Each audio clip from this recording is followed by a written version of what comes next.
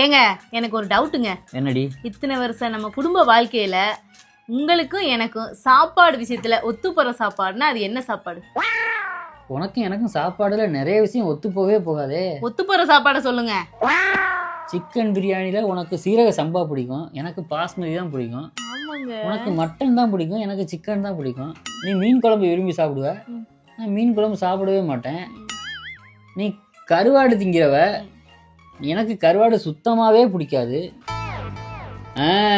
தயிர் சாப்பாடு அவசரத்துக்கு நீ அதான் பண்ணுவ, நானும் குறைச்சலாம அதான் சாப்பிடுவேன். தயிர் சாப்பாடு, உருளைக்கிழங்கு. ஏங்க நம்ம வாழ்க்கையில எந்த சாப்பாடுமே நம்மளுக்கு ஒத்து போகுது இல்ல?